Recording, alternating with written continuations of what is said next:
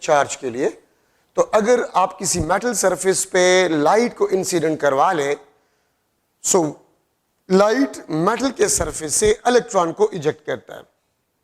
ठीक है, ये इंसिडेंट लाइट है आपके पास, ये मटेरियल है, मटेरियल के सरफेस पे जब लाइट इंसिडेंट होते हैं तो ये इलेक्ट्रॉन्स को इजेक्ट करवाता है। जो इजेक्टेड इलेक्ट्रॉन्स होते हैं वो फोटो इलेक्ट्रॉन्स कहलाते हैं, और इजेक्टेड इलेक्ट्रॉन जो करंट प्रोड्यूस करते हैं वो फोटो इलेक्ट्रिक करंट कहलाता है। This is a surface effect. Surface effect का मतलब ये होता है कि इलेक्ट्रॉन सरफेस से इजेक्ट करवाया जाता है। ठीक है, यहां पर आपके पास जो है ये मटेरियल सरफेस, अगर मैं यहां पर अल्ट्रा वायलेट लिख लूं, when ultra violet light incident on metal surface, UV ultra violet. ठीक है, when ultra violet light incident on metal surface will eject electrons, ये इलेक्ट्रॉन्स को इजेक्ट करवाएगा। और यहां पर मैंने अल्ट्रा वायलेट क्यों इस्तेमाल किया है, क्योंकि मोस्टली मेटल्स आपके पास जो है वो अल्ट्रा वायलेट के साथ फोटो इलेक्ट्रिक इफेक्ट करता है। मोस्टली मेटल्स, ऑल मेटल्स नहीं। सीसियम अगर आप देखिए वो भी मेटल है, लेकिन वो इंफ्रारेड के साथ फोटो इलेक्ट्रिक इफेक्ट कर सकता है।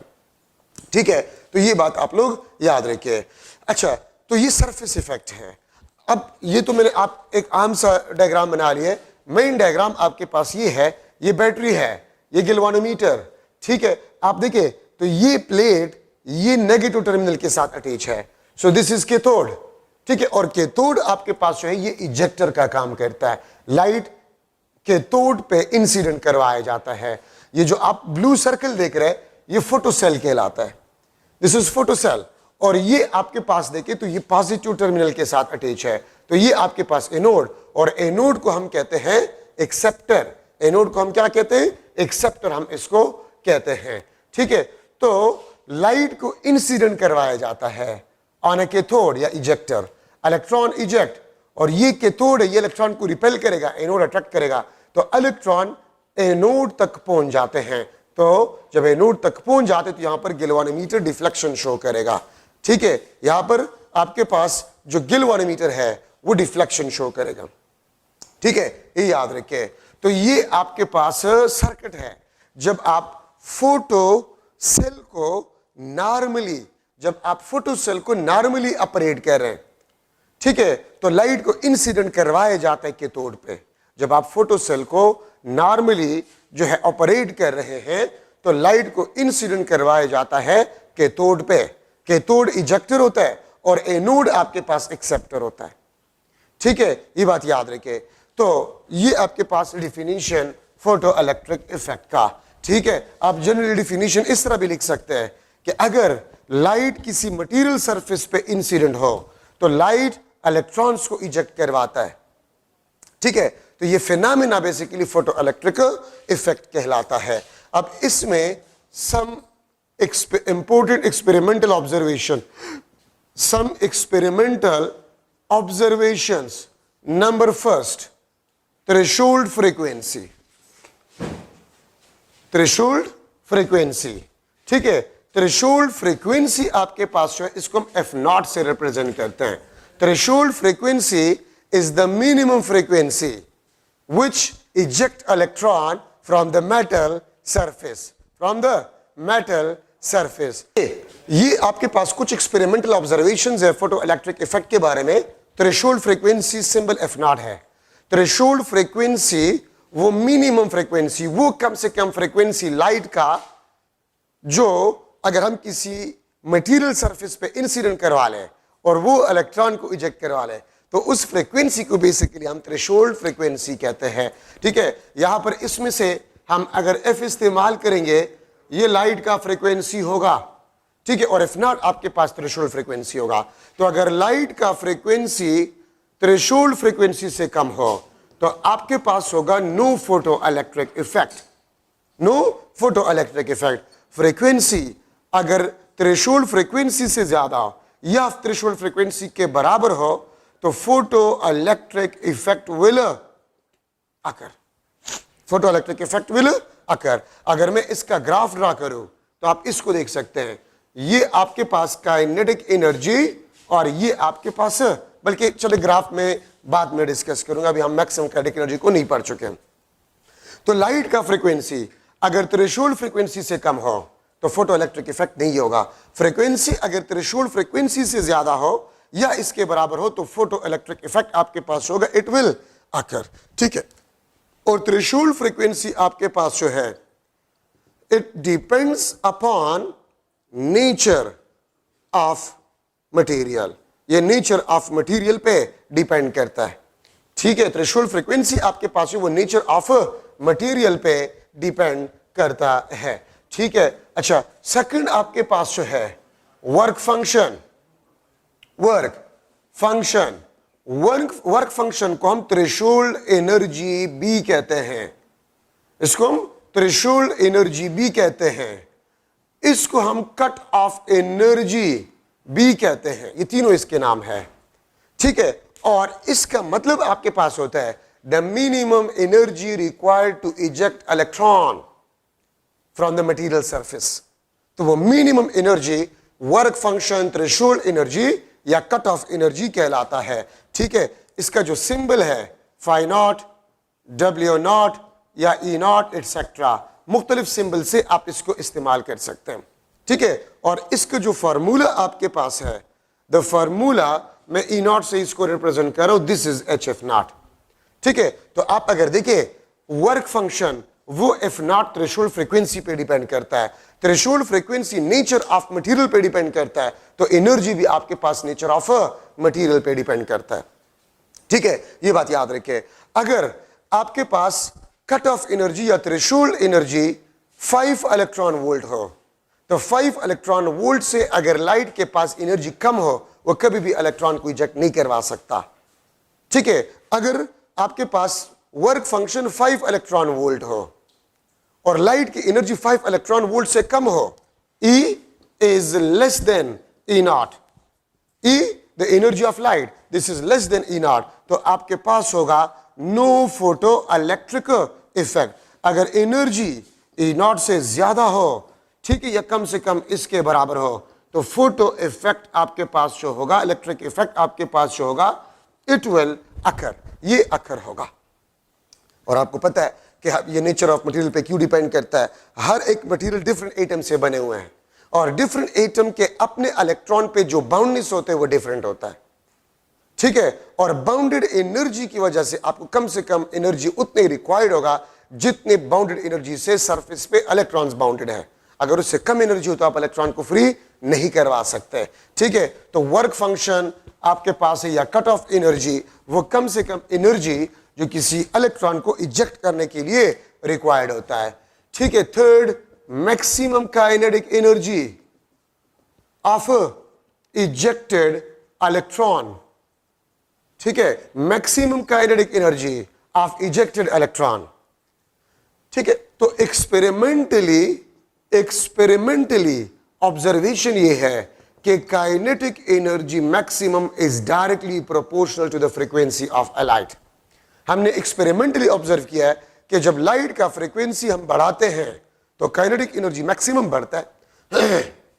अगर लाइट का फ्रीक्वेंसी हम कम करते हैं, ठीक है, तो काइनेटिक एनर्जी मैक्सिमम आपके पास है वो कम होता है। तो maximum kinetic energy of ejected electron is directly proportional to the frequency of a light। ठीक है, और दूसरी बात ये याद रखें कि काइनेटिक एनर्जी मैक्सिमम ये हमने एक्सपेरिमेंटली ऑब्जर्व किया है कि this is independent of intensity of light. ये इंटेंसिटी ऑफ लाइट से इंडिपेंडेंट होता है। Kinetic energy maximum is independent of incident light. ठीक, इंटेंसिटी ऑफ लाइट, ये इंटेंसिटी ऑफ लाइट से इंडिपेंडेंट होता है। तो देखिए, अगर आप रेड डिम लाइट को फॉल कर रहे हैं और ब्राइट रेड लाइट को फॉल कर रहे हैं तो दोनों रेड है, एक डिम रेड है और एक ब्राइट रेड है। ठीक है, तो दोनों अगर फोटो इलेक्ट्रिक इफेक्ट कर रहा है तो काइनेटिक एनर्जी मैक्सिमम दोनों का सेम होगा, दोनों लाइट के साथ सेम होगा।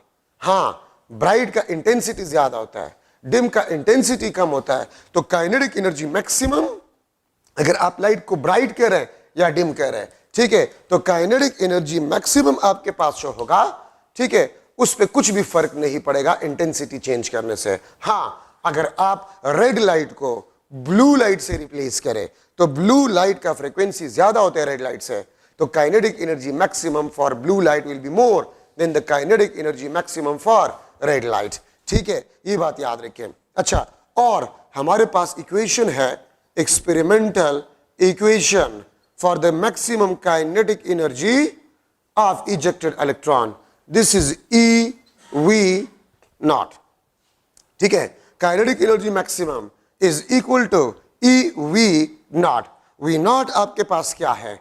वी नॉट आपके पास है, this is a stopping potential, इसको हम स्टॉपिंग पोटेंशियल कहते हैं। ठीक है, वी नॉट आपके पास है, this is a stopping potential. और मैंने स्टार्ट में आपको बता दिया कि फोटो इलेक्ट्रिक इफेक्ट को अगर नॉर्मली किया जाता है तो लाइट इंसिडेंट करवाए जाते कैथोड पे, ठीक है, और एनोड इसको क्या करता है? एक्सेप्ट करता है। नॉर्मली अगर आप फोटो इलेक्ट्रिक इफेक्ट करें तो इजेक्टर कैथोड होगा और कलेक्टर आपके पास जो है वो एनोड होगा। लेकिन स्टॉपिंग पोटेंशियल के लिए देखिए, ये स्टॉपिंग पोटेंशियल इसको हम वी नॉट से रिप्रेजेंट करते हैं। ठीक है, और stopping potential the reverse potential which can stop electron having maximum kinetic energy। ठीक है, या आपके पास रिवर्स पोटेंशियल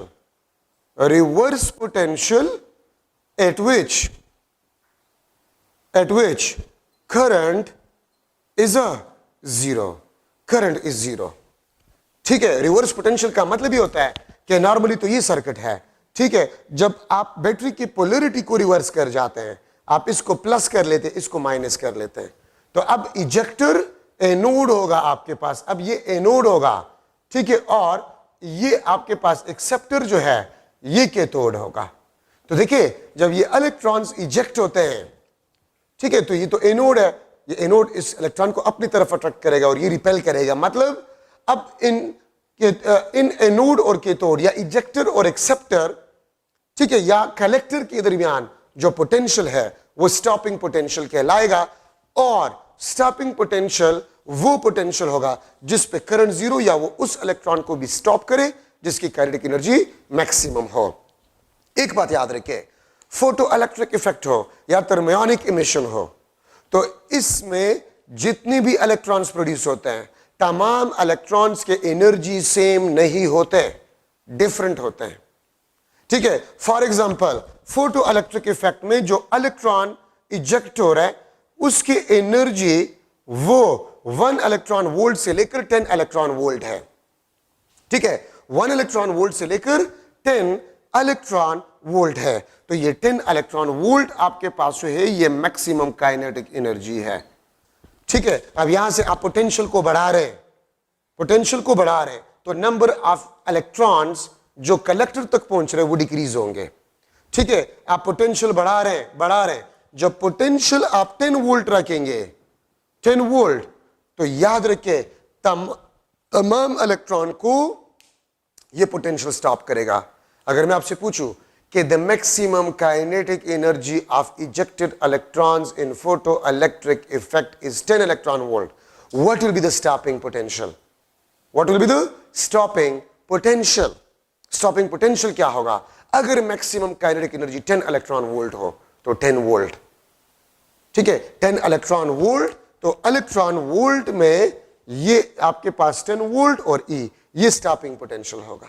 अगर मैं कह दूं the maximum kinetic energy of ejected electron in photo electric effect is 5 electron volt, what will be the stopping potential? तो 5 वोल्ट।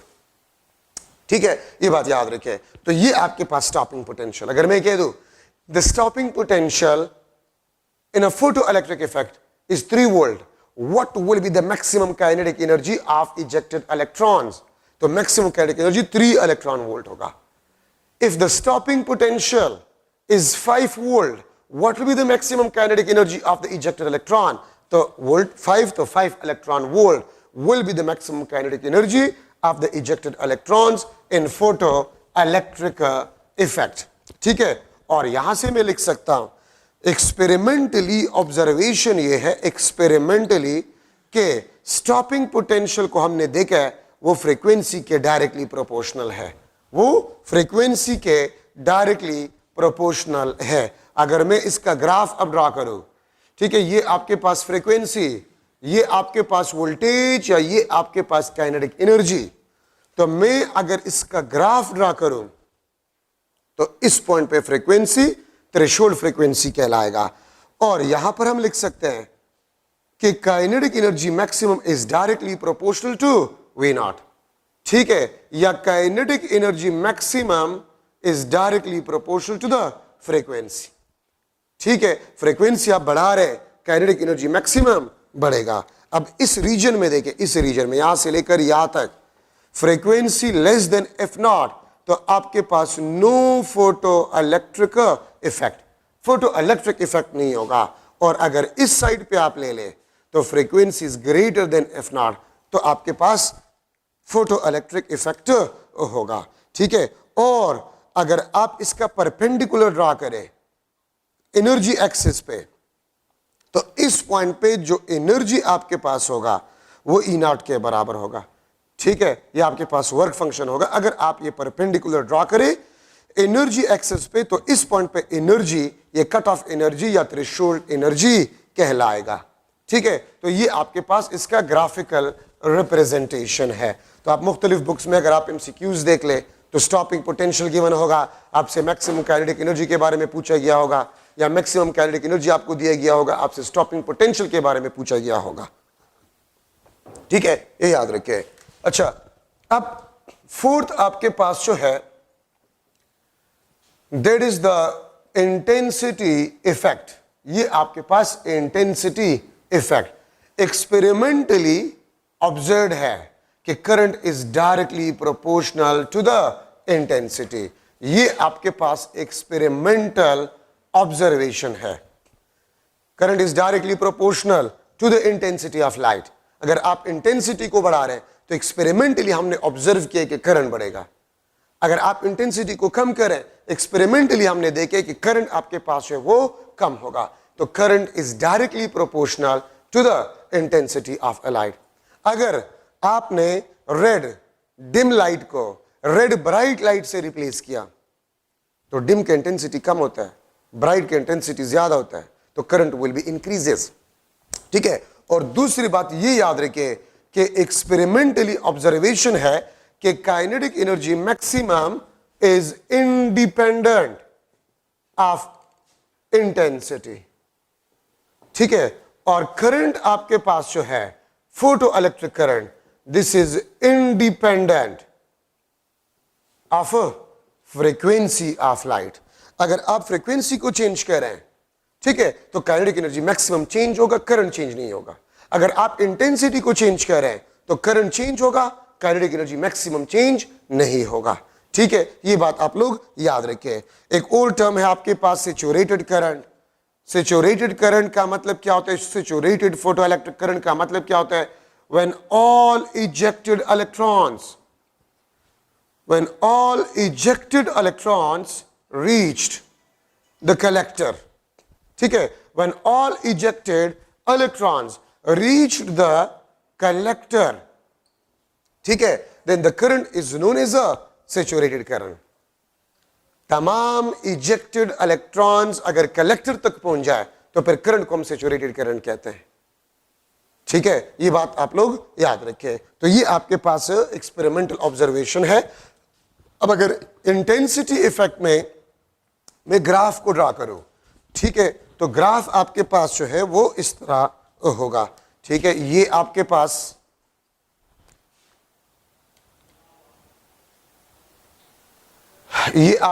है मैं यहां पर लिख लेता हूं ये करंट,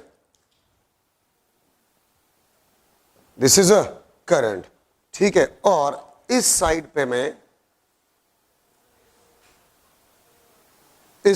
मैं लिख लेता हूं ये आपके पास वोल्टेज और फ्रीक्वेंसी, ठीक है, ये आपके पास वोल्टेज और फ्रीक्वेंसी, ठीक है। तो मैं अगर लूं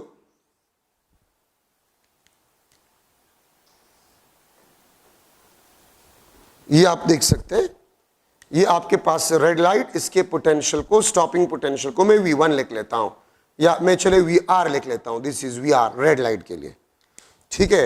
ये आपके पास VG मैंने लिख लिया, ठीक है, ग्रीन। अब ये दोनों इस पॉइंट पे मिल गए, ठीक है। और इसके बाद अगर आप करंट को देखिए, so the current is a same, the current is a same, ठीक है। तो आप, मैं इसको लिख सकता हूं FR, इसको मैं लिख लेता हूं FG, FG is greater then FR, तो स्टॉपिंग पोटेंशियल VG VR से ज्यादा होगा, या kinetic energy maximum for green light will be greater then the kinetic energy maximum for red light, ठीक है। अब यहां से देख सकते हैं VG ज्यादा है VR से, इंटेंसिटी आपके पास सेम है, इंटेंसिटी आपके पास क्या है, सेम है। तो अगर इंटेंसिटी आपके पास सेम है, द करंट इज सेम। यहां पर लिख लेता हूं सेम इंटेंसिटी सेम करंट, आप देख सकते current is same, stopping potential is different, ठीक है। ये FG आपके पास FR से ज्यादा है, ठीक है। तो अगर FG FR से ज्यादा है तो स्टॉपिंग पोटेंशियल FG वो FR से जो है, स्टॉपिंग पोटेंशियल VG वो VR से ज्यादा होगा, ठीक है। अब अगर मैं एक तीसरा ग्राफ यहां पर ड्रॉ करूं, ठीक है, तो ये आप देख सकते हैं, अगर फ्रीक्वेंसी सेम है, मैं रेड लाइट को ही ले रहा हूं, ठीक है, मैं रेड लाइट को ही ले रहा हूं, लेकिन करंट आपके पास जो है इट इज डिफरेंट। ये करंट, ये आपके पास पोटेंशियल, ये स्टॉप पोटेंशियल, तो अगर आप पोटेंशियल को देखें सेम है दोनों के लिए, ठीक है। दोनों रेड लाइट है, ये आपके पास इंटेंसिटी I1, ये आपके पास I2, सही है। तो यहां पर आप करंट देख सकते हैं, स्मॉल I1 स्मॉल I2। तो अगर मैं इसके साथ लिख लूं दिस इज ब्राइट, और इसके साथ मैं लिख लूं डिम, ठीक है, तो ब्राइट का इंटेंसिटी ज्यादा होता है, देखिए इसका करंट ज्यादा है, डिम का इंटेंसिटी कम होता है, तो इसका करंट आपके पास जो होता है वो कम होगा, ठीक है। और यहां पर फ्रीक्वेंसी अगर आप देखें तो फ्रीक्वेंसी आपके पास जो है इट इज कांस्टेंट, तो स्टॉपिंग पोटेंशियल भी आपके पास कांस्टेंट है, ठीक है। लेकिन इंटेंसिटी डिफरेंट है तो करंट डिफरेंट है, यहां पर इंटेंसिटी सेम है तो करंट सेम है, फ्रीक्वेंसी डिफरेंट है, स्टॉपिंग पोटेंशियल डिफरेंट है। यहां पर फ्रीक्वेंसी सेम है तो स्टॉपिंग पोटेंशियल सेम है, ठीक है। इंटेंसिटी डिफरेंट है तो करंट आपके पास है वो डिफरेंट है। तो ये आपके पास 3 ग्राफ्स है, ठीक है, और इसका डिस्कशन आपके पास हो गया, सही है। तो ये आपके पास एक्सपेरिमेंटल ग्राफ्स है, और ये जो ऑब्जर्वेशन हमने पढ़ ली है ये भी एक्सपेरिमेंटल ऑब्जर्वेशन है। और एक last experimental observation photo electric effect में ये है कि जो ही लाइट को इंसिडेंट करवाया जाता है, जो ही लाइट को इंसिडेंट करवाया जाता है, उसी instant of time photo electric effect start हो जाता है। तो इसका मतलब ये है कि photo electric effect is instantaneous effect, photo electric effect is a instantaneous effect, मतलब कोई टाइम डिले नहीं होता। Whenever light incident photo electric effect start. तो याद रखिए एक्सपेरिमेंटली ऑब्जर्व ये है कि फोटो इलेक्ट्रिक इफेक्ट आपके पास जो है ये इंस्टेंटेनियस इफेक्ट है, ठीक है। अच्छा, अब यहां पर मैं ले रहा हूं classical explanation, classical explanation of photoelectric effect, classical explanation of photoelectric effect, ठीक है, या wave nature explanation या explanation of photoelectric effect on the basis of wave nature of light, ठीक है। तो याद रखिए क्लासिकल मैकेनिक्स आज तक fail to explain photoelectric effect, ठीक है। क्लासिकल मैकेनिक्स और wave nature of light, wave nature of light could not explain photoelectric effect, ठीक है। फोटोइलेक्ट्रिक इफेक्ट को क्लासिकल मैकेनिक्स आज तक एक्सप्लेन नहीं कर सकता, ठीक है। और मैं ये भी कह सकता हूं कि wave nature of light photoelectric effect explain नहीं कर सकता, क्लासिकल मैकेनिक्स फेल हो जाता है, ठीक है। किस तरह फेलोअर, सो 3 फेलोअर्स है। नंबर फर्स्ट मैं लिख लूंगा frequency फेलोअर, frequency failure. Frequency failure आपको क्या कहता है? देखिए, वेव नेचर में हम कहते हैं कि frequency is directly proportional to the number of waves. Frequency of a light is directly proportional to the number of waves. अगर हम ये कह दें कि एक वेव एक इलेक्ट्रॉन को इजेक्ट कर सकता है, ठीक है, अगर एक वेव एक इलेक्ट्रॉन को इजेक्ट कर सकता है, तो by increasing frequency number of ejected electrons will be increases. Number of ejected electrons will be increases. और अगर number of ejected electrons increase होंगे तो होना तो चाहिए कि फ्रीक्वेंसी के इंक्रीज करने से करंट इंक्रीज हो जाए। लेकिन हमने एक्सपेरिमेंटली क्या ऑब्जर्व किया है कि फ्रीक्वेंसी के चेंज करने से काइनेटिक एनर्जी मैक्सिमम चेंज हो जाता है, करंट चेंज नहीं हो जाता। ठीक है, अगर मैं लिख लो कि नंबर ऑफ इजेक्टेड इलेक्ट्रॉन्स, ठीक है, this is directly proportional to the number of waves, तो फिर करंट आपके पास जो है this will be directly proportional to the frequency. But experimentally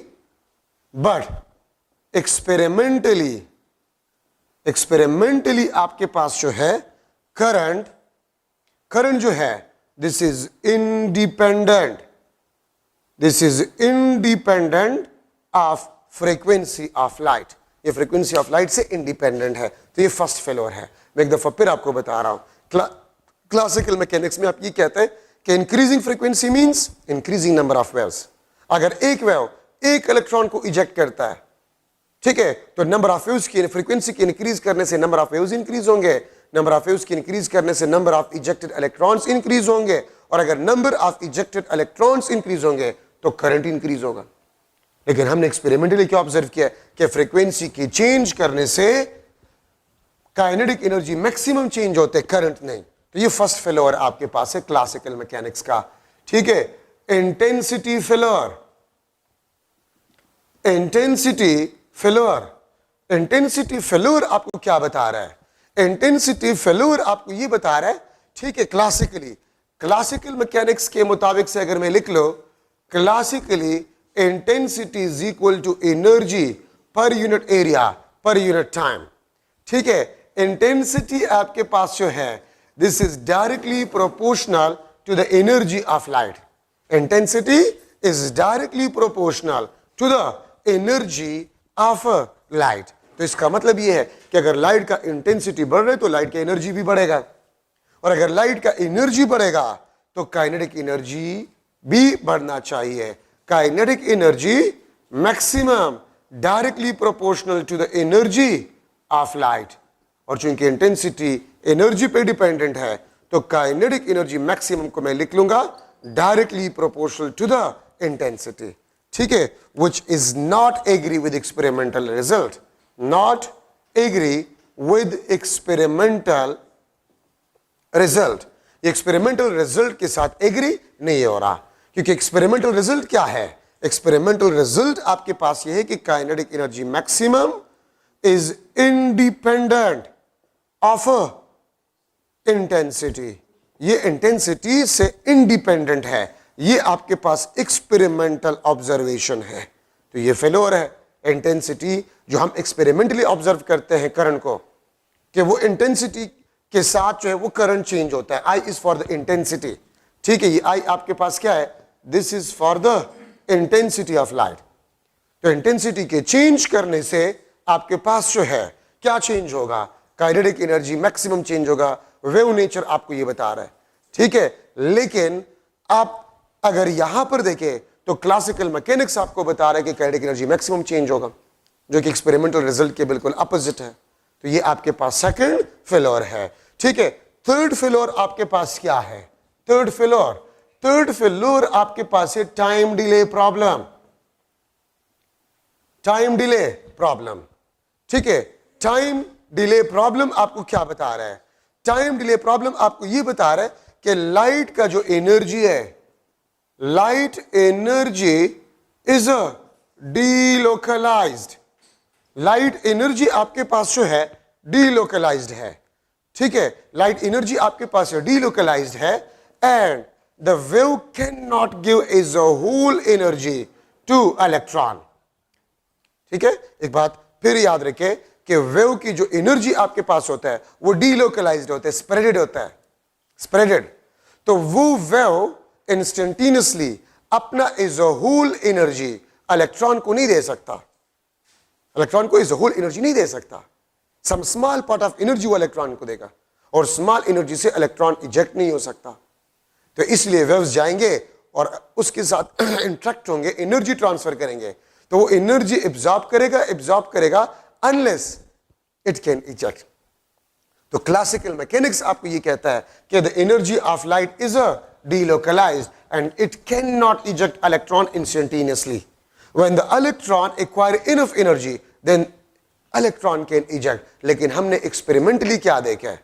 Experimentally हमने ये देखा है कि whenever light incident, at that instant of time electron ejected. ठीक है, so यहाँ पर मैं लिख सकता हूँ अगर light energy delocalized है, can't eject electron instantaneously. Electron instantaneously eject नहीं कर सकता। ठीक है, अगर इलेक्ट्रॉन एनर्जी एक्वायर करे इनफ तो फिर आपके पास जो है इलेक्ट्रॉन इजेक्ट होगा। But experimentally we observe that electrons ejected instantaneously. ठीक है, इट मींस ये भी एक्सपेरिमेंटल रिजल्ट के साथ एग्री नहीं हो रहा, तो ये आपके पास थर्ड फेलोर है फोटो इलेक्ट्रिक इफेक्ट में। तो वेव नेचर हमें जो बता रहा है वो एक्सपेरिमेंटल रिजल्ट के बिल्कुल अपोजिट है। तो इसलिए हम कहते हैं क्लासिकल मैकेनिक्स या wave nature of light completely fail to explain photo electric effect. ठीक है, फिर 1905 में आइंस्टाइन आया, Einstein explanation of photo electric effect. ठीक है, Einstein use particle nature of light, उसने पार्टिकल नेचर ऑफ लाइट को इस्तेमाल किया। ठीक है, उसने पार्टिकल नेचर ऑफ लाइट को इस्तेमाल किया to explain photo electric effect. ठीक है, और पार्टिकल नेचर कहां से उसने लिया? Planck's radiation law. तो आप ये भी कह सकते हैं कि Einstein use Planck's radiation law to explain photo electric effect. और आइंस्टाइन ने क्या कहा? मुख्तलिफ बातें उसने की। उसने एक बात तो ये की, उसने क्वांटा को नाम दिया फोटॉन। ठीक है, Einstein explanation of photo electric effect. ठीक है, Einstein use particle nature Planck's radiation law to explain photo electric effect. ठीक है, उसने क्या काम किया? उसने पार्टिकल नेचर या प्लैंक्स रेडिएशन लॉ को इस्तेमाल किया फोटो इलेक्ट्रिक इफेक्ट को एक्सप्लेन करने के लिए। उसने क्वांटा को नाम दिया फोटॉन। ठीक है, उसने ये कहा कि energy of photon is localized not delocalized. ठीक है, वेव की एनर्जी डीलोकलाइज्ड होती है, फोटॉन की एनर्जी लोकलाइज्ड होता है। ठीक है, और अगर एनर्जी ऑफ फोटॉन इनफ हो तो फिर वो इलेक्ट्रॉन को क्या कर सकता है? इजेक्ट कर सकता है। याद रखे, rest mass of photon is zero. ठीक है, the rest mass of photon is zero but relativistic mass is non zero. याद रखिए, फोटॉन का रेस्ट मास जीरो होता है। अगर फोटॉन रेस्ट में हो तो उसका मास जीरो होगा, लेकिन रिलेटिविस्टिक मास जो है this is equal to hf divide by c square. hf energy को रिप्रेजेंट करता है।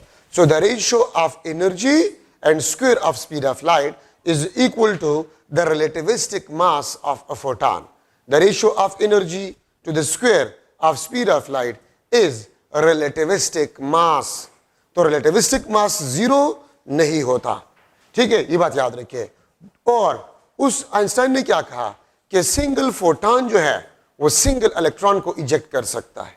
एक फोटॉन एक इलेक्ट्रॉन को इजेक्ट कर सकता है।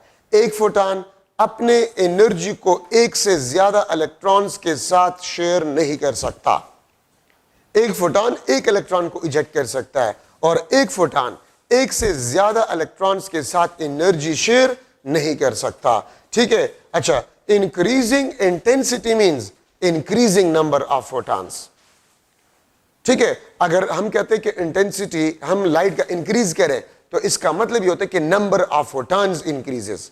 Number of photon increases, intensity is directly proportional to the number of photons, current is directly proportional to the number of photons, या current is directly proportional to the intensity. अगर आप light का intensity बढ़ा रहे हैं तो इसका मतलब यह है कि आप नंबर ऑफ फोटॉन्स को बढ़ा रहे हैं, और अगर एक फोटॉन एक इलेक्ट्रॉन को इजेक्ट कर रहा है तो increasing number of photons, number of ejected electrons will be increases, current will increases. और एक्सपेरिमेंटल ऑब्जर्वेशन भी यही है कि इंटेंसिटी के इंक्रीज करने से करंट इंक्रीज होता है, ठीक है, और ये एक्सपेरिमेंटल रिजल्ट भी है हमारे पास, ठीक है। It means this agree with the experimental result, ये एक्सपेरिमेंटल रिजल्ट के साथ एग्री हो रहा है, ठीक है। इंटेंसिटी बढ़ाने से करंट आपके पास जो है इंक्रीज होगा, ठीक है। एक बात ये भी याद रखिए कि फोटॉन आपके पास जो है, photon deliver is a whole energy to eject electron, to eject electron. Photon अपना is a whole energy deliver करते हैं इलेक्ट्रॉन को और इजेक्ट करवाता है। फोटो इलेक्ट्रिक इफेक्ट में फोटॉन अपना पार्ट ऑफ एनर्जी नहीं दे सकता, पार्शियल एनर्जी या पार्टली एनर्जी नहीं दे सकता इलेक्ट्रॉन को, इज अ होल एनर्जी देगा इलेक्ट्रॉन को और उसको इजेक्ट करवाएगा, ठीक है, ये याद रखिए। अच्छा, अब आपके पास जो काइनेटिक एनर्जी मैक्सिमम का फार्मूला है, तो देखिए आइंस्टाइन ने क्या कहा कि अगर लाइट का एनर्जी हो तो ये यूज हो जाएगा फॉर इजेक्शन, और जो एक्स्ट्रा एनर्जी होगा ये काइनेटिक एनर्जी मैक्सिमम में चला जाएगा। This is the light energy, this is the work function, this is maximum kinetic energy. तो मैक्सिमम काइनेटिक एनर्जी आपके पास E माइनस ई नॉट, या मैं इस तरह भी लिख सकता हूं maximum kinetic energy HF minus HF not, ठीक है, या इसको मैं लिख सकता हूं kinetic energy maximum HF minus F not, या kinetic energy maximum H delta F, इस तरह भी मैं इसको लिख सकता हूं, ठीक है। और यहां से क्लियर कट आपको नजर आ रहा है कि काइनेटिक एनर्जी मैक्सिमम वो फ्रीक्वेंसी पे डिपेंड करेगा, F नॉट तो कांस्टेंट है, तो kinetic energy maximum is directly proportional to the frequency of light, ठीक है, फ्रीक्वेंसी चेंज ऑफ लाइट। अगर आप लाइट का फ्रीक्वेंसी बढ़ा रहे हैं तो काइनेटिक एनर्जी मैक्सिमम आपके पास क्या होगा, बढ़ेगा, ठीक है। और ये याद रखिए this also agree with experimental result, ये भी एक्सपेरिमेंटल रिजल्ट के साथ एग्री हो रहा है, ठीक है। तो आइंस्टाइन ने इंटेंसिटी प्रॉब्लम को भी खत्म किया ये, और फ्रीक्वेंसी प्रॉब्लम को भी खत्म किया, ठीक है। जो एक्सपेरिमेंटल रिजल्ट आ रहे थे वो आइंस्टाइन का थ्योरेटिकल एक्सप्लेनेशन भी आपको वही दे रहा था। और याद रखिए यहां पर मैं लिख सकता हूं काइनेटिक एनर्जी मैक्सिमम आपको पता है EV नॉट के बराबर है, तो मैं लिख सकता हूं EV naught is equal to HF minus F not, या H is equal to EV naught divide by F minus F naught. तो ये मैंने क्यों किया, याद रखे आइंस्टाइन ने एक्सपेरिमेंटली प्लैंक्स कांस्टेंट के वैल्यू को वेरीफाई किया, ठीक है। आइंस्टाइन ने क्या किया, इस इक्वेशन स्टॉपिंग पोटेंशियल, लाइट का फ्रीक्वेंसी उसने क्या इस्तेमाल किया, और थ्रेशोल्ड फ्रीक्वेंसी, तो Einstein confirm experimentally the Planck's constant value. और याद रखिए जब उसने ये ग्राफ जो हम पहले कर चुके हैं काइनेटिक एनर्जी या पोटेंशियल, तो इस ग्राफ से उसने एक्सपेरिमेंटली इसको कंफर्म किया, ठीक है। स्लोप, यहां पर उसने स्लोप लिया, ठीक है, और स्लोप आपके पास इस चीज के बराबर है, H is equal to EV naught F minus F naught. आपके बुक में नहीं, लेकिन एहतियात में थोड़ा सा मैंने आपको करवा लिया है, ठीक है, वरना आपके बुक में ये चीज नहीं है। हाँ, MCQ में आ सकता है कि Planck's constant experimentally verified by dash, तो आइंस्टाइन ने इसको एक्सपेरिमेंटली वेरीफाई किया था। और याद रखे टाइम डिले प्रॉब्लम को भी आइंस्टाइन ने एक्सप्लेन किया और उसको करेक्ट किया। आइंस्टाइन ने यह कहा कि फोटॉन की एनर्जी अगर इतना काफी हो कि वो इलेक्ट्रॉन को इजेक्ट करवा सके, तो जो ही फोटॉन मटेरियल सरफेस के साथ इंटरेक्ट करेगा उसी instant of time electron eject होगा, कोई टाइम डिले नहीं होगा। तो पार्टिकल नेचर के बेस पे उसने तमाम प्रॉब्लम्स को सॉल्व किया, ठीक है। और particle nature confirm experimental observation of the photo electric effect, ठीक है। और याद रखे इसी पे आइंस्टाइन ने फिर नोबेल प्राइज भी लिया और प्लैंक्स रेडिएशन जो थ्योरी था वो ला बन गया, ठीक है। और पार्टिकल नेचर का कंसेप्ट आपके पास आ गया, ठीक है, तो ये आपके पास इंपॉर्टेंट डिस्कशन था फोटो इलेक्ट्रिक इफेक्ट में। ठीक है, यहां पर एक चीज मैं आपको बताता चलूं, E is equal to NHF। एक बात याद रखिए, if different beams of light has same energy means energy आपके पास कांस्टेंट हो, तो फिर याद रखिए NHF वो आपके पास कांस्टेंट होगा। और अगर आप यहां पर देखिए H तो कांस्टेंट है, तो मैं इसको लिख सकता हूं कि आपके पास NF जो होगा वो आपके पास कांस्टेंट होगा। N is the number of photons. यहां पर N किस चीज को रिप्रेजेंट करता है? ये नंबर ऑफ फोटॉन को रिप्रेजेंट करता है। ठीक है, H प्लैंक्स कांस्टेंट, ये आपके पास प्लैंक्स कांस्टेंट था, ये कांस्टेंट है, N सिर्फ रह गया है। यहां पर मैं लिख सकता हूं frequency is inversely proportional to the number of photon of the beam. ये हम बीम के लिए कह रहे हैं। तो अगर मैं आपसे पूछूं, आपके बुक में शॉर्ट क्वेश्चन भी है कि अगर एक रेड लाइट का बीम है और एक ब्लू लाइट का बीम है, अगर उनके एनर्जी सेम हो तो फिर नंबर ऑफ फोटॉन्स का रेशो क्या होगा? नंबर ऑफ फोटॉन का रेशो क्या होगा? तो आप देख सकते हैं frequency of red divide by frequency of a blue. ठीक है, number of photons of a blue divide by number of photons of a red. ठीक है, तो अगर रेड और ब्लू बीम का एनर्जी सेम है, so the number of photon of red light will be मोर, क्योंकि फ्रीक्वेंसी रेड का कम होता है। Frequency of a beam is inversely proportional to the number of photon if different beams has same energy। अगर different beams के energy आपके पास same हो, ये आपके बुक का शॉर्ट क्वेश्चन है। ठीक है, तो अगर मैं रेड लाइट और ब्लू लाइट बीम को इंसिडेंट करवा रहा हूं ऑफ सेम एनर्जी, ठीक है, और दोनों फोटो इलेक्ट्रिक इफेक्ट कर रहे हैं, तो फिर करंट कौन सा लाइट ज्यादा प्रोड्यूस करेगा? तो याद रखिए रेड लाइट ज्यादा करंट प्रोड्यूस करेगी क्योंकि उसके नंबर ऑफ फोटॉन ज्यादा होंगे। मैक्सिमम काइनेटिक एनर्जी किसका ज्यादा होगा? किस लाइट के लिए ज्यादा होगा? ब्लू लाइट के लिए ज्यादा होगा। करंट रेड लाइट के लिए ज्यादा होगा और maximum kinetic energy of electron वो ब्लू लाइट के लिए ज्यादा होगा। ठीक है, तो ये आप लोग याद रखिए, आपके बुक में शॉर्ट क्वेश्चन भी है। ठीक है, अच्छा, अब यहां पर हम डिस्कस करें कॉम्पटन इफेक्ट। ये भी आपके पास interaction of light with matter है। ठीक है, अगर आप लोग एक टारगेट मटेरियल ले रहे हैं, दिस इज अ मटेरियल, ठीक है, और आप रेडिएशंस इस पे इंसिडेंट करवा रहे हैं, एक्सरेज, ठीक है, रेडिएशंस इस पे इंसिडेंट करवा रहे हैं, इसका wavelength lambda, frequency F, energy E, momentum P। तो ये बीम आपके पास जो है इट विल बी स्केटर्ड, ये बीम आपके पास स्केटर्ड हो जाएगा। This is the scattered beam, ये आपके पास स्केटर्ड बीम है। इसका वेवलेंथ लैम्डा प्राइम, ठीक है, इसका फ्रीक्वेंसी F प्राइम, इसका एनर्जी E प्राइम, इसका मोमेंटम P प्राइम। ये आपके पास इंसिडेंट डायरेक्शन है।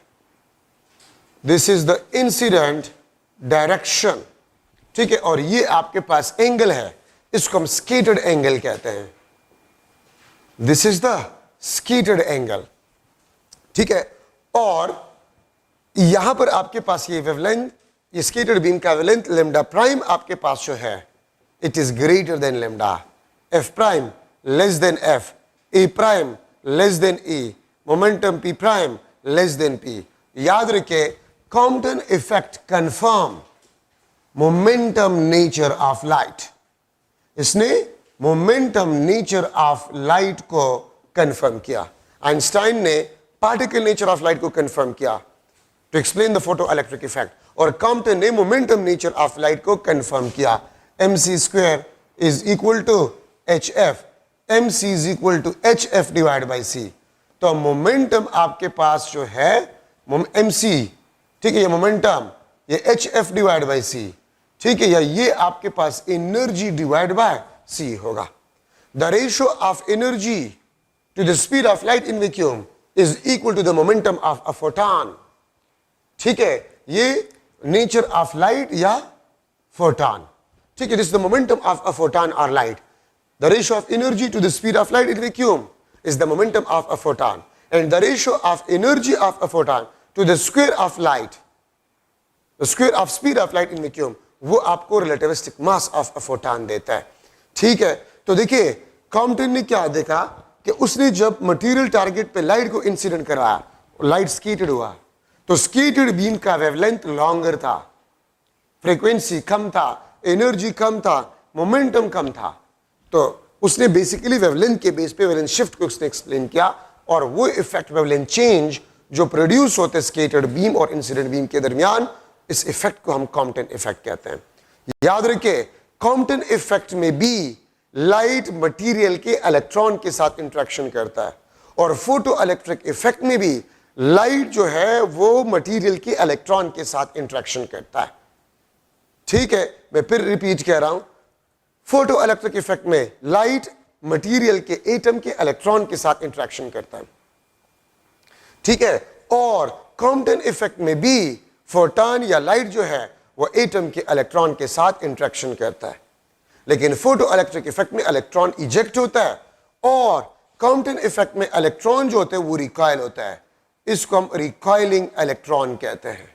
इसमें रिकॉइल होते हैं, उसमें इजेक्ट होता है. ठीक है, और एक और इंपॉर्टेंट बात जहन में बिठा दे, फोटो इलेक्ट्रिक इफेक्ट में photon as a whole energy electron को देता है, और कॉम्पटन इफेक्ट में फोटॉन या लाइट जो है वो पार्ट ऑफ एनर्जी इलेक्ट्रॉन को देता है, पार्ट ऑफ एनर्जी या पार्शियली एनर्जी इलेक्ट्रॉन को देता है. फोटो इलेक्ट्रिक इफेक्ट में photon as a whole energy electron को देता है, और कॉम्पटन इफेक्ट में photon some part of energy electron को देता है.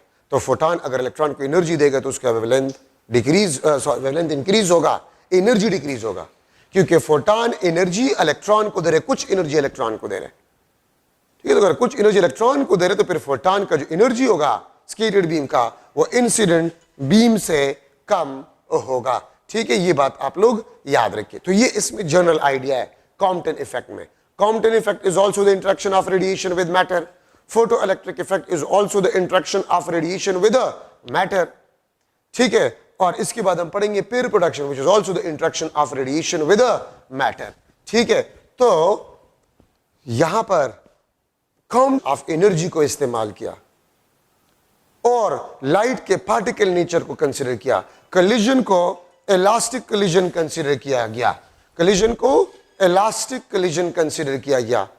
और जब कंजर्वेशन ऑफ लीनियर मोमेंटम और कंजर्वेशन ऑफ एनर्जी को इस्तेमाल किया गया और पार्टिकल नेचर ऑफ फोटॉन को इस्तेमाल किया गया, ठीक है, तो उसने एक इक्वेशन डिराइव किया, frequency 1 divide by F prime is equal to 1 divide by F plus H divide by am not C square 1 minus cos theta. ये फ्रीक्वेंसी के लिए इक्वेशन. एंड वेवलेंथ के लिए इक्वेशन जब उसने डिराइव किया तो lambda prime is equal to lambda plus H divide by am not C square 1 minus cos theta. इसको अगर आप यहां पर शिफ्ट करें तो डेल्टा लिम्डा, ये स्क्वायर नहीं है, ठीक है, उस पे स्क्वायर है, इस पे स्क्वायर नहीं है, ठीक है, H divide by am not C 1 minus cos theta. ये आपके पास कॉम्पटन वेवलेंथ शिफ्ट, ठीक है, या वेवलेंथ शिफ्ट सिर्फ इसको कहा जाता है. ठीक है, सो ये आपके पास कॉम्पटन वेवलेंथ शिफ्ट, और इस h divide by am not c को, इसको कॉम्पटन वेवलेंथ भी कंसिडर किया गया. लेम्डा सी को क्या कंसिडर किया गया? लेम्डा सी को यहां पर लेम्डा सी आपके पास जो है, जो कि h divide by am not c के बराबर है, इसको कॉम्पटन वेवलेंथ कंसिडर किया गया. ठीक है, इसको कॉम्पटन वेवलेंथ कंसिडर किया गया. और याद रखिए h divide by am not c का जो डायमेंशन है वो आपको लेंथ का डायमेंशन देगा. h divide by am not c का डायमेंशन लेंथ का डायमेंशन है, और इसको कॉम्पटन वेवलेंथ का या h divide by am not c, इसको लिम्डा सी. तो आप अगर इस इक्वेशन में देखें तो वेवलेंथ शिफ्ट सिर्फ और सिर्फ स्केटर्ड एंगल पे डिपेंड करता है. This only depends upon scattered angle या स्केटरिंग एंगल. आप यहां पर देख सकते हैं ये स्कैटरिंग एंगल है, ठीक है।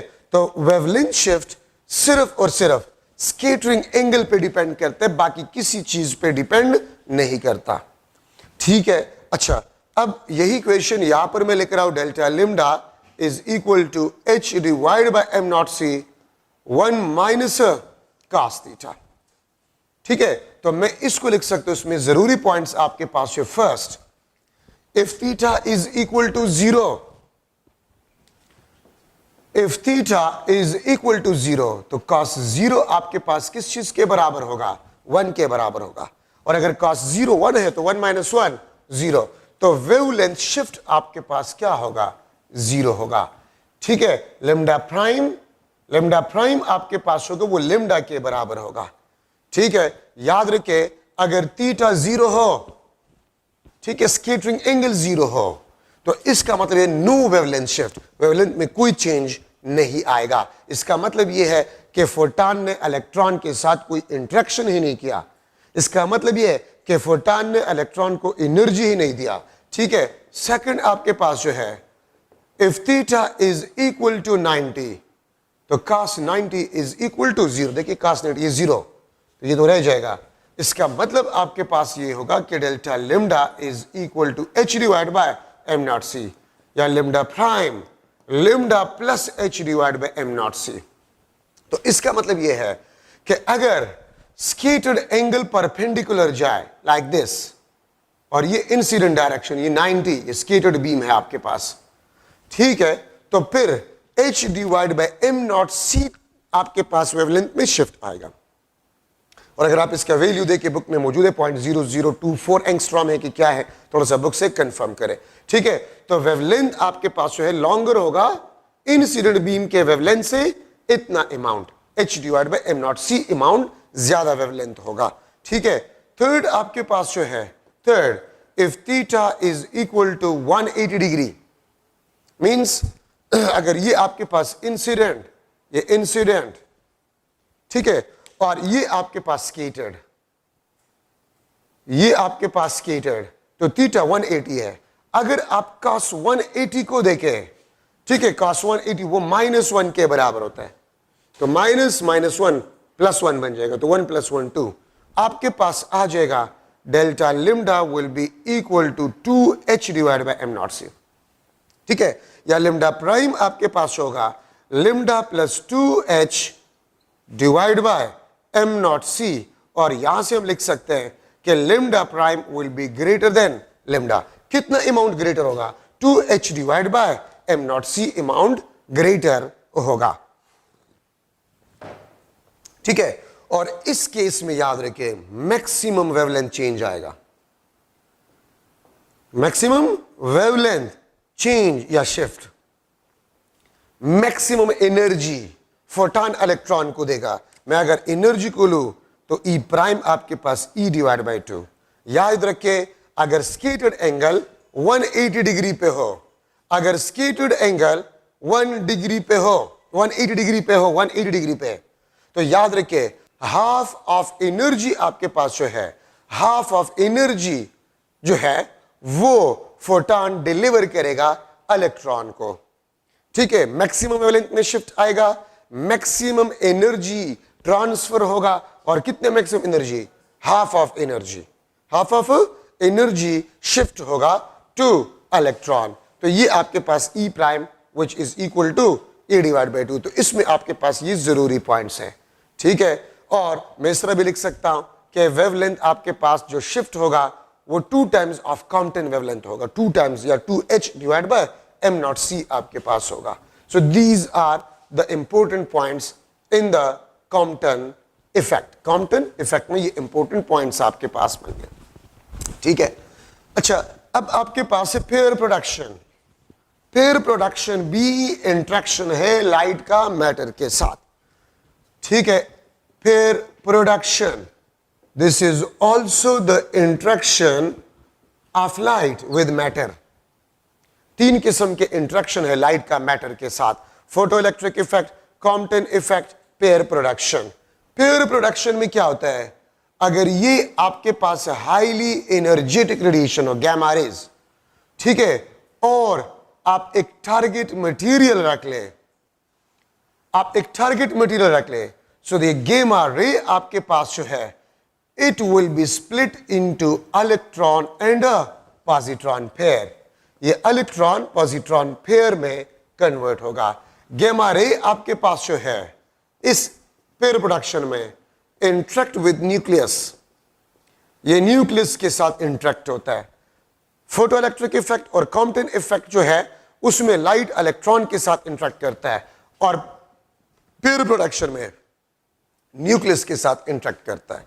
ठीक है, ये बात आप लोग याद रखें। इलेक्ट्रॉन का जो रेस्ट मास एनर्जी है, रेस्ट मास एनर्जी m0c², और पॉजिट्रॉन का जो रेस्ट मास एनर्जी है m0c²।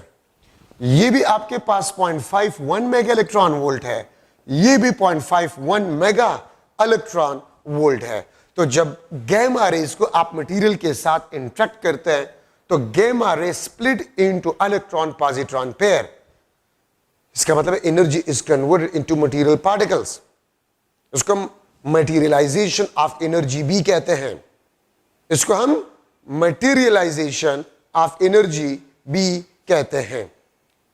ठीक है, तो ये materialisation of energy, the conversion of light energy in a material particle, जो कि interaction of radiation with matter है, ये न्यूक्लियस के साथ इंटरेक्शन करता है।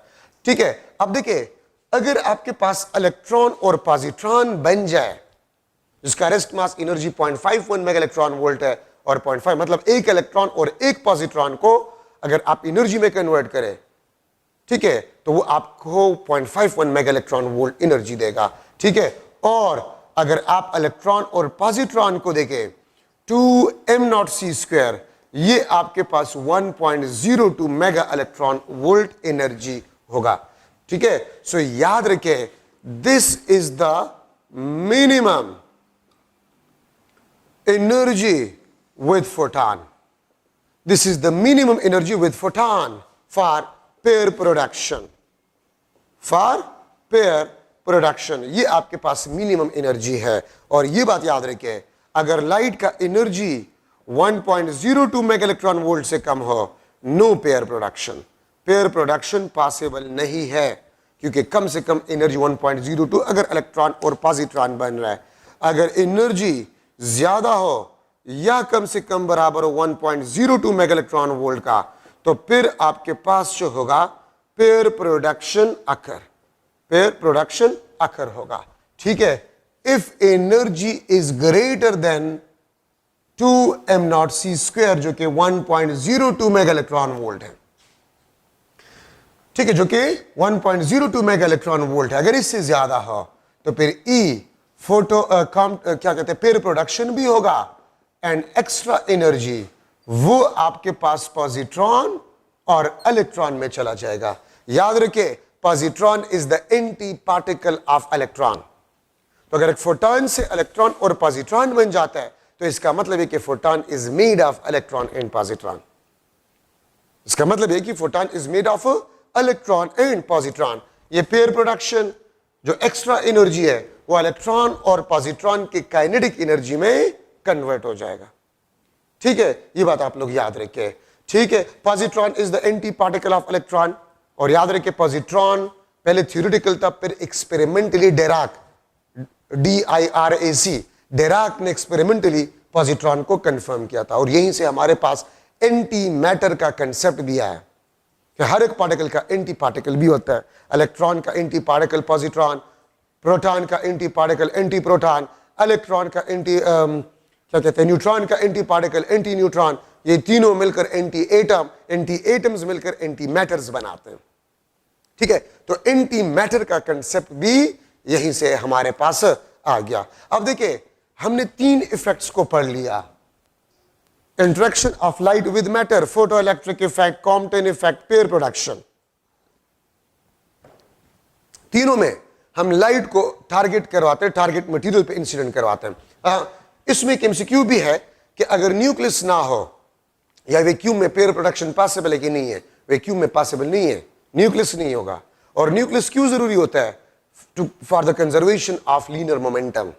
अगर न्यूक्लियस ना हो मोमेंटम कंजर्व नहीं होगा, और अगर मोमेंटम कंजर्व नहीं होगा तो ये प्रोसेस कभी भी पॉसिबल नहीं है।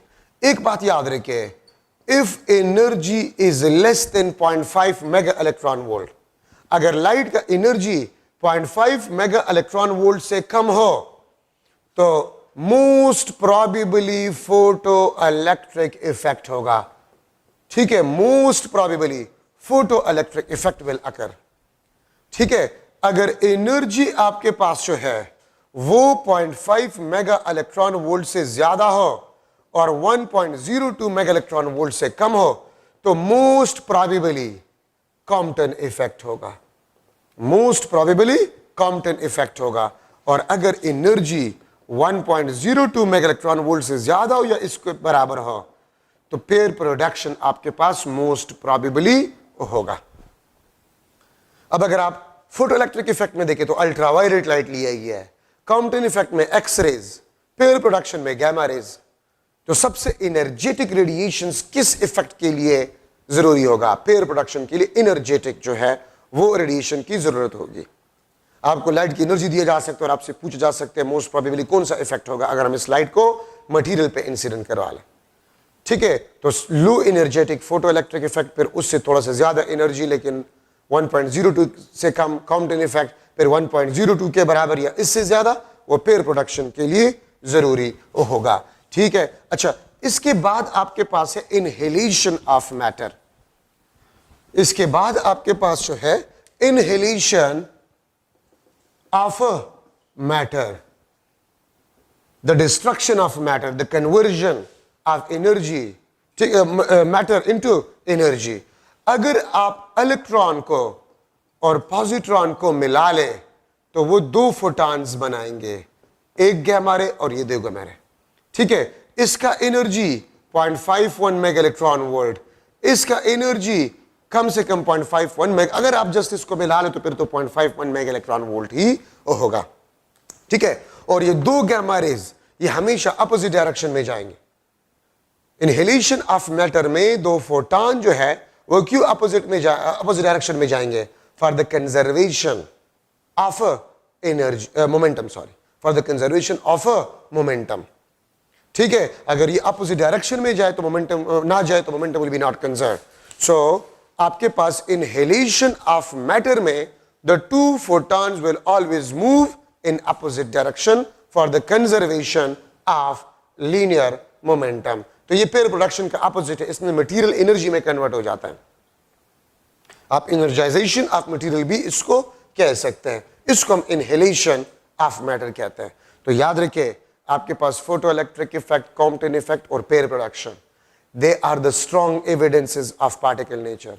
वेव नेचर तीनों को एक्सप्लेन करने में जो है वो नाकाम हो गया है। ठीक है, मैंने कॉम्पटन इफेक्ट में आपको नहीं बताया कि क्लासिकल मैकेनिक्स फेल हुआ कि नहीं हुआ। याद रखिए, क्लासिकल मैकेनिक्स ना फोटो इलेक्ट्रिक इफेक्ट को एक्सप्लेन कर सकता है, ना कॉम्पटन इफेक्ट को, ना पेयर प्रोडक्शन को। वेव नेचर या क्लासिकल मैकेनिक्स। कॉम्पटन इफेक्ट क्यों जो है वेव नेचर एक्सप्लेन नहीं कर सकता? क्योंकि वेव नेचर में हमने ये पढ़ा है कि अगर वेव आ रहा है और उसके रास्ते में इलेक्ट्रॉन आ जाए तो वह उसको ऑसिलेट करेगा, और अगर वो ऑसिलेट करेगा तो फ्रीक्वेंसी से ऑसिलेट होगा।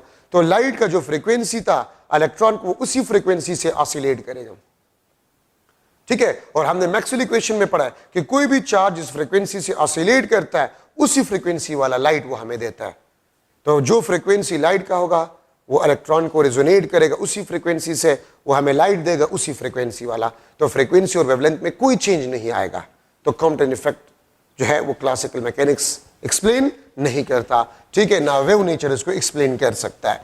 ठीक है, और इस तरह पेयर प्रोडक्शन जो है वो भी पार्टिकल नेचर, फोटॉन स्प्लिट हो सकते दो पार्टिकल्स में। वेव अगर आपके पास है तो पार्टिकल्स में स्प्लिट नहीं हो सकता। ठीक है, अच्छा, तो इस सारे देखिए आपने फर्स्ट ईयर में पढ़ा interference, diffraction, polarisation, they are the strong evidence of the wave nature. और आपने मॉडर्न फिजिक्स में पढ़ लिया photo electric effect, Compton effect, pair production, they are the strong evidence of the particle nature. तो modern physics में हम क्या कहते हैं कि लाइट हैज डुअल नेचर, इसका पार्टिकल नेचर भी है और इसका वेव नेचर भी है। ठीक है, तो light has dual nature, modern physics में हम ये कहते हैं। याद रखिए, जिस लाइट का वेवलेंथ शॉर्टर होता है, शॉर्टर, ठीक है, तो उसका जो पार्टिकल नेचर होता है वो डोमिनेंट होते हैं वेव नेचर से, और लॉन्गर वेवलेंथ वाले जो है उसका वेव नेचर डोमिनेंट होते हैं पार्टिकल नेचर से। अगर आप माइक्रोवेव्स को देखें, रेडियो वेव्स का देखें, तो उसका वेव नेचर डोमिनेंट है। बाकी infrared, X rays, gamma rays वगैरह इसके particle nature, visible light particle nature इसका डोमिनेंट है। ठीक है, तो इसका मतलब लाइट हैज डुअल नेचर। जब डी ब्रॉगली आया और डी ब्रॉगली ने यह देखा कि लाइट का डुअल नेचर है, मतलब एक वेव के साथ अगर पार्टिकल नेचर एसोसिएट है, तो डी ब्रॉगली ने यह कहा कि पार्टिकल के साथ भी वेव नेचर एसोसिएट होगा। अगर वेव के साथ पार्टिकल नेचर एसोसिएट है तो पार्टिकल के साथ भी वेव नेचर एसोसिएट होगा। ठीक है, तो डी ब्रॉगली ने एक हाइपोथेसिस दिया। ठीक है, उसने क्या कहा कि कोई भी मटेरियल ऑब्जेक्ट अगर मोशन कर रहा है विद अ वेलोसिटी v, तो इसके साथ वेव एसोसिएट होगा, और इस वेव को उसने क्या नाम दिया? मैटर और डी ब्रॉगली वेव। ठीक है, और लाइट से उसने हेल्प लिया डी ब्रॉगली वेव या मैटर वेव के वेवलेंथ को मालूम करने के लिए। कोई पार्टिकल अगर वेव के साथ पार्टिकल नेचर एसोसिएट है तो पार्टिकल के साथ वेव नेचर भी एसोसिएट होगा। ये डी ब्रॉगली का हाइपोथेसिस था, और हेल्प उसने लाइट से लिया। ठीक है, और उसने बाकायदा फार्मूला दिया। ठीक है, h/mv या mv आपके पास मोमेंटम। ठीक है, और लेमडा मोमेंटम आपको पता है किस चीज के बराबर है? 2m kinetic energy under the root. ठीक है, तो लेमडा आपके पास जो है h/अंडर the root of 2m kinetic energy. ठीक है, इसको मैं इस तरह भी लिख सकता हूं, काइनेटिक एनर्जी आपको पता है Q capital V potential, Q magnitude of the charge, V आपके पास जो है दिस इज अ पोटेंशियल। तो वेवलेंथ आपके पास होगा this is equal to h/ under the root of 2mqv। ये भी आपके पास डी ब्रॉगली वेव्स या मैटर वेव के वेवलेंथ का इक्वेशन है। यहां से आप देख सकते हैं wavelength is inversely proportional to the square root of mass, wavelength is inversely proportional to the square root of a kinetic energy. यहां से मैं लिख सकता हूं wavelength is inversely proportional to the square root of a charge, wavelength is inversely proportional to the square root of a potential। Momentum और मास और velocity के साथ भी आप ले सकते हैं। अगर आप मुख्तलिफ बुक्स में देखें तो इस किस्म के क्वेश्चंस आपको दिए गए हैं कि अगर आपके पास प्रोटॉन है और अल्फा है, उसको प्रोटॉन और अल्फा, ठीक है, प्रोटॉन और अल्फा, और उसको सेम वोल्टेज से मैं एक्सेलरेट करूं, वोल्टेज सेम है, तो किसका वेवलेंथ शॉर्टेस्ट होगा? तो मास और चार्ज जिसका ज्यादा होगा। अल्फा और प्रोटॉन सेम पोटेंशियल से अगर आप एक्सेलरेट कर रहे हैं, सेम पोटेंशियल से अगर आप एक्सेलरेट कर रहे हैं, तो अल्फा के साथ जो वेवलेंथ होगा वो शॉर्टर होगा बिकॉज ऑफ mq। ठीक है, बिकॉज ऑफ mq। मैं इस तरह भी लिख सकता हूं wavelength is inversely proportional to square root of mq if the potential is kept constant. और यहां से मैं लिख सकता हूं λ1 divide by λ2 is equal to under the root of m2 q2 divided by under the root of m1 q1। ठीक है, तो मैं वेवलेंथ का रेशियो जो है वो मालूम कर सकता हूं। ठीक है, ये याद रखिए। तो ये आपके पास अल्फा, अगर मैं लिख लूं प्रोटॉन और अल्फा, तो ये आपके पास बन जाएगा m alpha charge on alpha, m on a proton charge on a proton. तो आप इसमें पुट करें, आपके पास रेशियो आ जाएगा। अल्फा पे 2e चार्ज होता है और mass of alpha is 4 times of mass of a proton. ठीक है, इसमें पुट करें, आपके पास रेशियो आ जाएगा। अगर आप पोटेंशियल बढ़ा रहे हैं जिससे आप चार्ज पार्टिकल को एक्सेलरेट कर रहे हैं, तो उसके साथ जो वेवलेंथ होगा वो कम होगा। ठीक है, तो इसमें इसी किस्म की क्वेश्चन आपके पास पोटेंशियल बढ़ा रहे हैं। अगर दो पार्टिकल्स हैं, फॉर एग्जांपल इलेक्ट्रॉन और प्रोटॉन, और सेम काइनेटिक एनर्जी से एक्सेलरेट हो रहा है, तो फिर किसका वेवलेंथ शॉर्टेस्ट होगा? तो मास ऑफ प्रोटॉन ज्यादा है, उसका वेवलेंथ कम होगा अगर सेम काइनेटिक एनर्जी से वो मूव कर रहे हैं। ठीक है, तो इसमें आपके पास मैथमेटिकल इक्वेशन है, इसी से ही आपके पास क्वेश्चन जो है वो। डी ब्रॉगली हाइपोथेसिस को for the first time Davisson and Germer ने एक्सपेरिमेंटली कंफर्म किया था। ठीक है, वेव नेचर ऑफ पार्टिकल को उसने एक्सपेरिमेंटली कंफर्म किया था, डेविसन एंड जर्मर। उसने क्या इस्तेमाल किया था? Electron beam. क्रिस्टल कौन से इस्तेमाल किया था? Nickel crystal. उसने पोटेंशियल कितने इस्तेमाल किया था?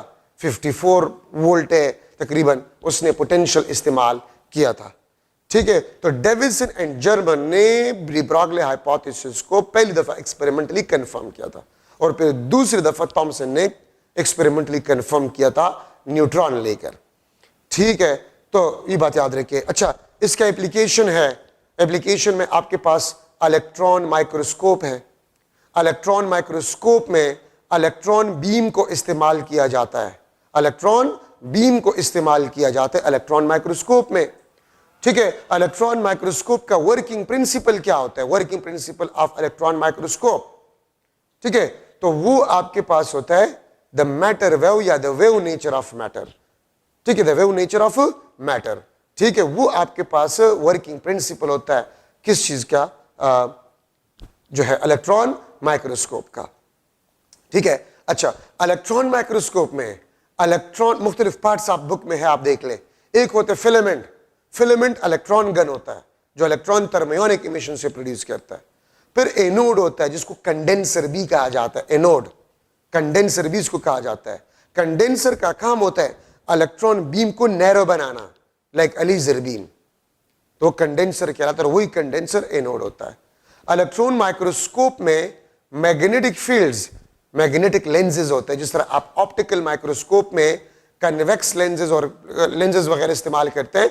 ठीक है, ऑप्टिकल लेंसेज। इलेक्ट्रॉन माइक्रोस्कोप में मैग्नेटिक लेंसेज इस्तेमाल होते हैं। मैग्नेटिक लेंसेज इलेक्ट्रॉन बीम को फोकस करते हैं स्पीशी पे या टारगेट पे। ठीक है, तो मैग्नेटिक लेंसेज होते हैं। प्रोजेक्टर होता है, प्रोजेक्टर का काम होता है ठीक है, उस जो शेड जो इमेज होता है उसको बेसिकली प्रोजेक्ट करना। ठीक है, और स्क्रीन होता है फ्लोरेसेंट स्क्रीन। फ्लोरेसेंट स्क्रीन वो स्क्रीन होता है जिसपे जब चार्ज पार्टिकल स्ट्राइक होते हैं तो वो आपको लाइट देता है, तो उस पर आपको इमेज हासिल हो जाता है।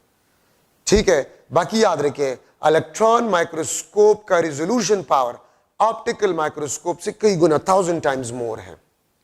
ठीक है, और रेजोल्यूशन पावर में अगर इलेक्ट्रॉन माइक्रोस्कोप का रेजोल्यूशन पावर लो, ठीक है, तो वो याद रखिए कोई भी डिवाइस को, वो ऑप्टिकल हो या इलेक्ट्रॉनिक माइक्रोस्कोप हो, तो रेजोल्यूशन पावर वेवलेंथ के साथ इनवर्सली प्रोपोर्शनल होता है। और आपको पता है wavelength is inversely proportional to the square root of potential, तो resolution power is directly proportional to the square root of potential. जब आप पोटेंशियल को बढ़ाते हैं to accelerate a charge particle, ठीक है, तो रेजोल्यूशन पावर आपके पास जो है वो बढ़ता है। ठीक है, आप जब पोटेंशियल को बढ़ाते हैं इलेक्ट्रॉन को एक्सेलरेट करने के लिए, तो रेजोल्यूशन पावर आपके पास जो है वो इंक्रीज होता है। ठीक है, ये बात आप लोग याद रखें। तो इलेक्ट्रॉन माइक्रोस्कोप आप एक नजर उस पर डाल दें, उसमें कोई प्रॉब्लम आपको इंशाल्लाह नहीं होगा।